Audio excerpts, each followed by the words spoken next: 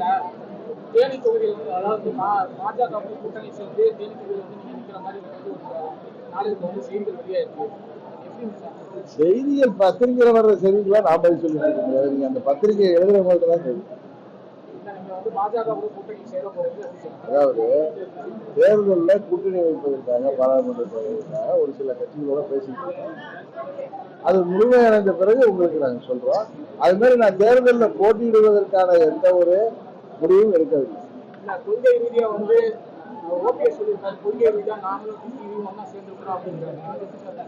நானும் திரு ஓபிஎஸும் 6 மாதத்துக்கு முன்பே ஒன்றிணைந்து அரசியல் செயல்பட வேண்டும் என்று முடிவெடுத்திருக்கேன். அதுதான் அவர்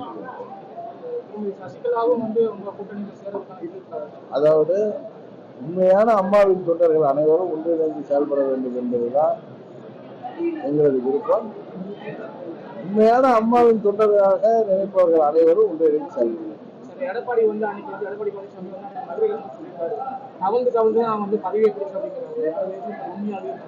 அதாவது எல்லாம் உழைத்துதான் மேல பதவிக்கு வருவாங்க.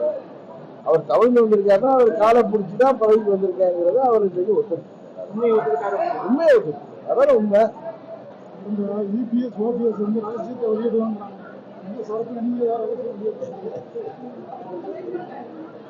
எனக்கு தெரியலங்க. ஆட்சி பொறுப்பு இருக்கிறவங்களுக்கு தான் ரகசியம் தெரியும். அதனால மக்கள் வந்து பழனிசாமி ஆட்சியை உருகிட்டாங்க. உருவாகி தமிழ்நாட்டு மக்கள் எங்களை மாற்று சக்தியாக உணர தொடங்கி விட்டார்கள் சொல்றோம். உருவாகி விட்டோம்னு சொல்றோம்.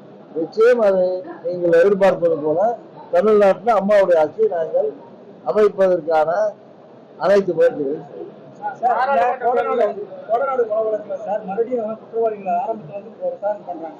ஏற்கனவே விசாரணை பண்ணி சாட்சி பண்ண பிறகு இப்ப மறுபடியும் பண்றாங்க சார். இது எப்படி பாக்குறீங்க?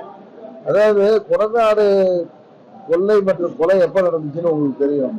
அப்பொழுது நாம் காவல்துறை மூலமோ பத்திரிகைகளையோ பொதுமக்கள் மத்தியிலேயோ என்ன தெரியுது கேள்விப்படுறோம். நிறைய சாட்சிகள் அன்றைக்கு அழைக்கப்பட்டு விட்டது. அதனால காவல்துறை எப்படியும் அந்த கொள்ளைக்கு காரணமானவர்களை பின்னணியிலே இருப்பவர்களை அந்த குற்றவாளிகளை கண்டுபிடித்து வர வேண்டும் என்பதற்காக முழு முனைப்பிலே செயல்பட்டுக் கொண்டிருக்கிறார்கள்.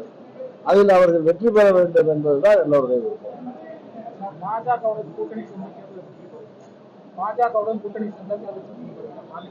இங்க ஆசை அப்படின்னா அதை காலம் நிறைவேற்றினா அது மாதிரி நிறைவேற்றுவதை தவிர நாங்க எந்த கட்சியோட பேசிட்டு இருக்கோம் எதையும் சொல்லல. எதுவுமே நிறைவு பெற்றால்தான் சொல்வது அரசியல் நாகரிகமாக இருக்கும். நிச்சயம் இந்தியாவின் பிரதமரை தேர்ந்தெடுக்கின்ற கூட்டணியில அம்மா மக்கள் முன்னேற்ற கழகம் உறுதியாக இடம்பெறும்.